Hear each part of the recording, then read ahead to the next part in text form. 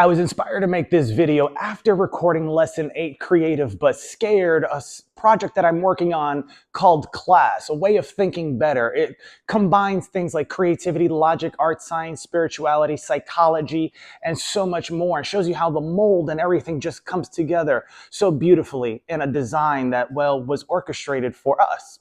And so one of the things that I had, or I should say a question that came up from a friend of mine was, Mike, you're saying a lot of good stuff. I get the creative but scared part and all this other stuff.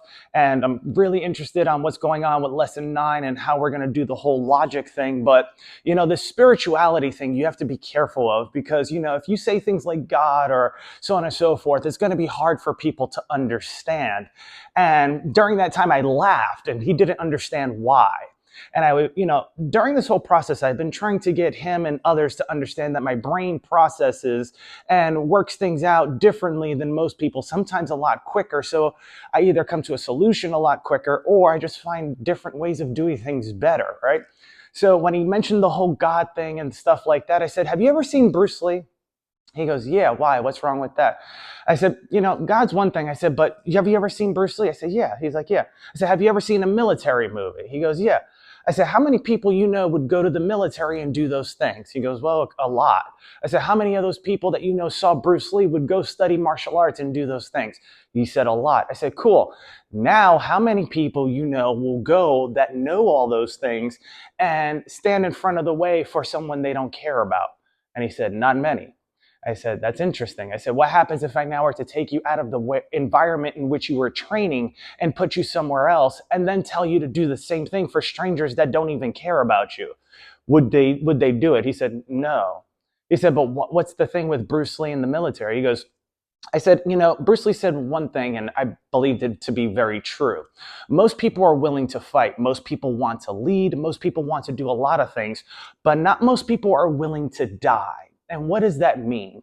He said, once you learn to accept death, then things become easier, right? And in the military, you know that there's a chance that you might die, so you might want to calculate things for a good reason. And he said, that's an interesting insight. I said, a lot of people want to fight and lead, but they've never been punched in the mouth before by somebody who's been through it over and over again. When you get punched in the mouth, then everything becomes real. Then it becomes physical, and it's more than just emotional and words. Now we have an altercation, and now we're going to see where the balances lie, right? He goes, yeah, you're right. I said, so you asked me about God. I said, let me ask you a question. I'm going to go back to Bruce Lee. Bruce Lee said, be like water. Water's what? Adaptable, right? He said, yeah. I said, and if you study Buddhism and all these other teachings, it talks about, the universe or the creator or God and being in everything. Yeah? He goes, yeah. I said, cool, I got a question for you. I said, I picked up a glass and I showed him a glass of water that was half filled. I said, what is this? He goes, well, it's a glass with water. I said, very good. Are you sure? He said, yes. I said, cool. So I placed it back. Picked up another glass. I said, what's this? He goes, it's a glass with ice in it. I said, are you sure? Or is it a glass with water in it?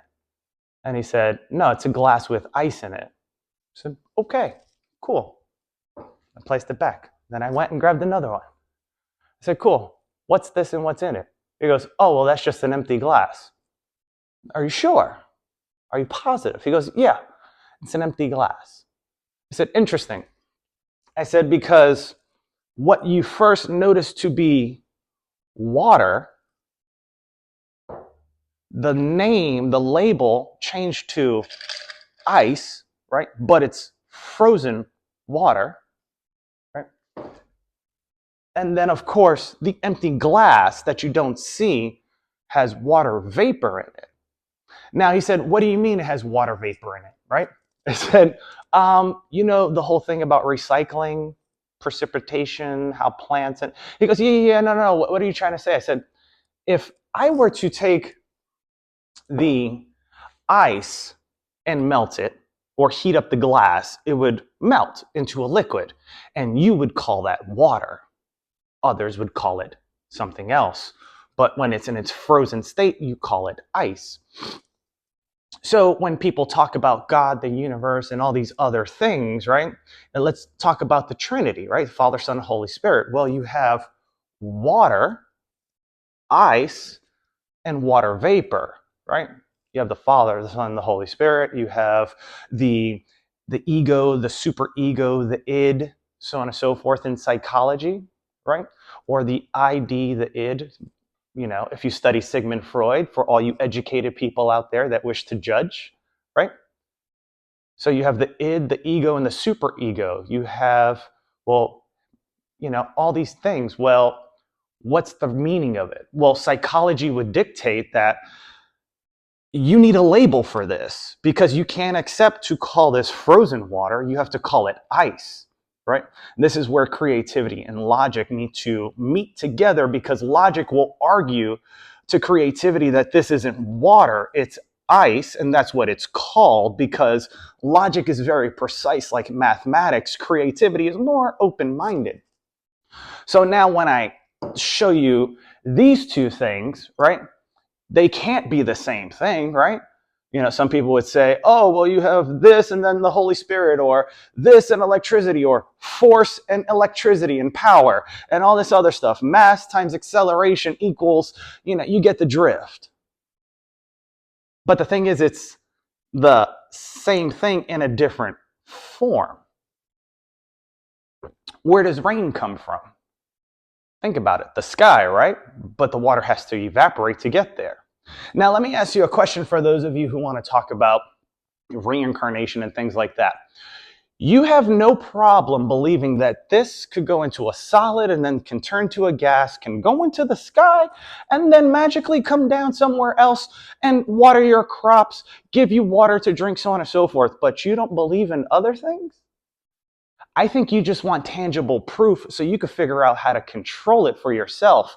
Because at the end of the day, and you could see this with social media everywhere, is, well, people's need for instant gratification on, well, the things that they can't explain, because everyone fears the unknown, and it's the unknown that they wish to grasp, right? But because they fear the unknown, and if you don't believe me, ask a scientist, how much of our oceans have we really discovered without, you know, fear? Well, we haven't, because the number's so small. And then when it comes to space, well, we could see that so it doesn't scare us, right? We could control that and keep a distance so it doesn't scare us, etc. But when you start to pick and probe, so on and so forth, into the unknown, and something comes out that you don't like, you either stop, halt, freeze, or want to take action. And then you don't know what to do. And it's all your fault, because why? Curiosity killed the cat. And if you don't understand that, we could talk about it into another video. However, this video was mainly for a friend of mine that had difficulties explaining the whole spiritual thing, right? How do I say I talk to God, or I pray? Or how do I say I speak to the universe, or I speak to my grandparents, you know, in prayer, or whatever the case may be? You know, I said, look, explain to them like a glass of water, right? They're only searching for something that they're trying to control, grasp, or do not understand. If they truly wish to understand, they wouldn't have such a hard time accepting it, right? Because if this simple glass of water can turn into an ice cube to keep you cool, to keep your drink cool, then can melt down to hydrate you and give you everything that you need as far as hydration is concerned, because it's H2O, and I'll get into that into another video. But then when it evaporates, right, it goes back into the sky, so on and so forth, evaporates, and then eventually comes down, and that's part of precipitation, right? The water evaporates, goes up, and that's how photosynthesis is able to occur with sunlight, etc. Scientists have a real good way of explaining that one, because they can control it, manipulate it, and replicate it.